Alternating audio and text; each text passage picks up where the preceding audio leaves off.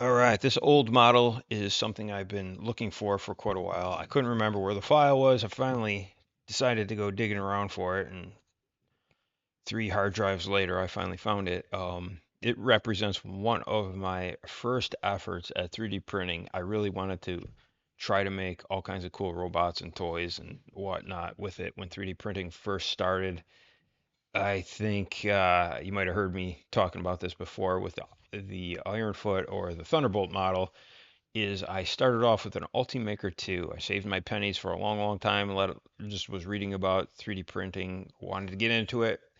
And I think at the time it was just basically the MakerBot. They offered a kit for tinkerers and the like, and I figured it would be a lot of stuff where I spent more time messing with it and fixing it than actually getting things out of it. So I waited a bit and more plug and play friendly or a dummy friendly, I guess you would say, printer came out in the form of the Ultimaker, which I did have a pretty good run with for a while until it started to break down and all my taking apart and putting it back together wouldn't make it function like it was when it was brand new. Anyway, here we go with this build. Um, I did it multicolor, and that was probably a mistake because it ended up taking almost 2 weeks to get all these parts printed out. And those color parts probably print out 5 times slower or take 5 times as long than just a straight gray print or a single color print for that matter. So here I'm just going to assemble this knee, and the knee is pretty simple, ended up being pretty simple insofar as the just the pieces and parts involved. I use these washers and rely on the post of that knee to stick out, extend into that washer to create that joint. There's going to be a limiter built into that solid piece of the knee in the calf, or I'm sorry, the thigh part on the top. So when that bends, it'll just smash up against that end of the hinge on the lower leg or the calf part. So pretty simple, pretty straightforward. The model was ugly to make. I do remember that. It's kind of an odd shape for that calf below the knee, but it ends up working out good for the print um, when it's coming out of the printer itself. So a lot of times you have to consider those shapes and how it's all going to play together just to get a good print on the build plate. So you can print from a wide part to smaller part, and a concave or a curved dome part of the leg is perfect for that. And I'm working on the foot here, and it just broke that silly little post. That post was going to, or I did print that in PLA. I ended up reprinting it in ABS. I ended up reprinting all the joints and these little cuffs in ABS because they just kept breaking or were not working as good as the PLA was supposed to, I guess, or I wanted it to. But the one thing I will say about the Bamboo Lab Carbon X1 is I get fantastic ABS prints out of it. It's not a struggle at all. I remember the Ultimaker was a fist fight to try to get anything good with ABS out of it. That's why I kind of just gave up on it and did all PLA through that thing. But that's going back quite a ways now with that Ultimaker too. Maybe 2000. What is that? The date on this file was 2012, I think. So, and then I think I spent 6 months just grinding away at this model, trying to get it to function like you see here. All right, so we got the hips in place, and I'm gonna fit that torso or the abdomen on top, and the abdomen, as you can kind of see, is gonna pinch around that flange. There's a housing in there for that flange, and I'm just gonna throw in some silly details.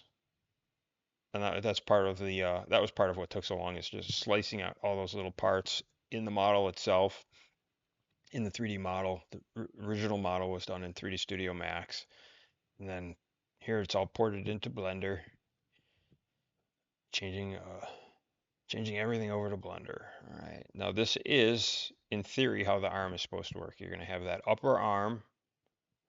The upper arm is going to have two parts that are going to fit in that shoulder housing, and it's going to that shoulder housing will pinch on those posts, come together like that, and then what holds it all together is we're going to super glue it to that platform in the back, and then that platform is going to glue onto a post within that square housing, and that square housing will fit into the abdomen or in that shoulder compartment. And the upper arm has a lower portion with that post and flange coming down, and it's going to house or hug around that flange and give you a rotation component to that upper arm, like so. And there you go. That's what it should do. That's what it's going to do when we get that all together.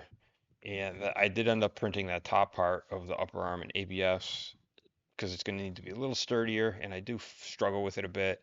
It did come out um, bigger, and I was having a hard time fitting that lower part of the fore or that upper arm on there. I ended up filing it down quite a bit, spending a good deal of time getting that to work out. But after a while, it finally did. And that ABS is harder than that PLA, and it just keeps spinning, and it'll wear away the PLA to a point where it fits nicely. And that's the thing about I think about making kits and or just letting people have the model and stuff. Just there'd be a lot of this nonsense you'd have to do, and I don't know if anybody would be up for that, farting around to get it to work. I don't mind doing it myself because it's my silly project.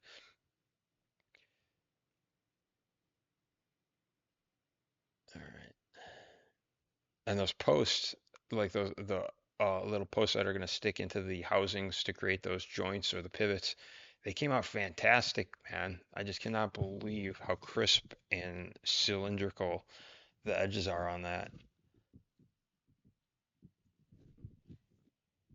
When I used to print them out on my other printers, or primarily the Ultimaker, was they would just be kind of like goopy um, blobs that you kind of vaguely resembled the post, or you knew something was supposed to be there. But I was able to use it. I mean, they kind of would fit in the post hole, even though it was just kind of a bump or a lump. But I'm just gonna throw this other shoulder together, and that pinches together perfect. And the joints do not have any flop in them at all. It's pretty amazing how well this thing poses. I wonder if I could re-engineer that Thunderbolt a bit to utilize some of these tricks. And like I said, this was my first attempt at any kind of serious 3D print model build. I do remember grinding away like a fool on it, trying to get all those parts to work and then model them on the program on Max. Print, try. And then I got sick of it at one point, but I kind of get so far that you don't want to turn around and just abandon it. You've invested way too much time into this nonsense, and it's too late to turn around. And then you're not even sure if you're having fun anymore. But I did kind of have fun revisiting this. I was poking around for this file for a long time, and I had built it a couple times and set them off on the shelf. The prints, and I have no idea whatever happened to them. They got lost in a move or two, and I had no idea what happened to the files, and I just kind of had a distant memory of this thing I did once, and I was happy to have found it and gone through this little nostalgia trip.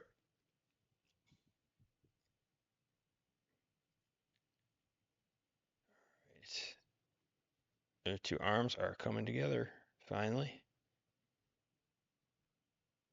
And those that cuff is a two color print,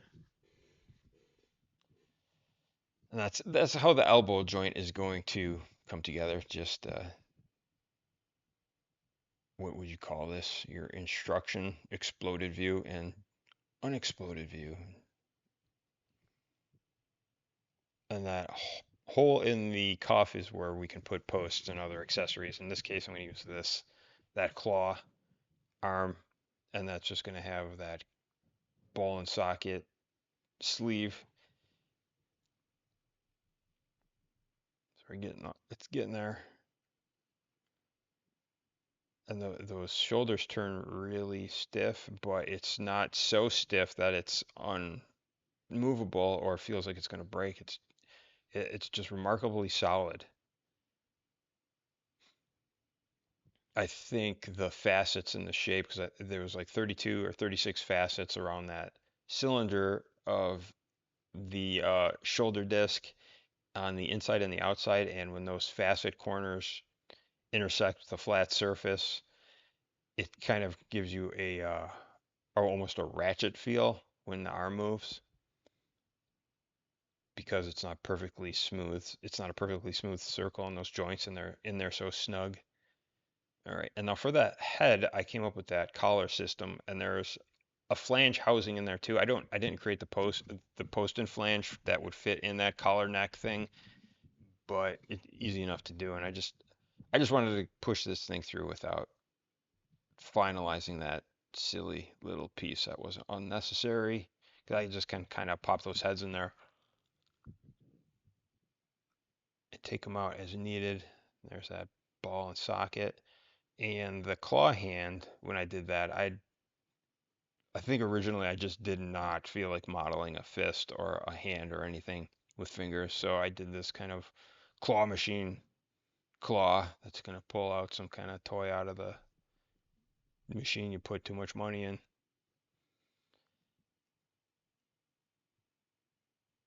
All right, here we go. We're getting there. Yeah, and this is the head. Or no, what is this? No, this is a backpack. Yeah, I went ahead and added like I was dreaming up all kinds of accessories that you could add to it and pop things, arms, and I wanted to make the feet, you could pop them off and add wheels or treads instead of actually feet. But I think when I originally created this thing, I got burnt out on it and just never put it away and never looked back for several years. And there you go.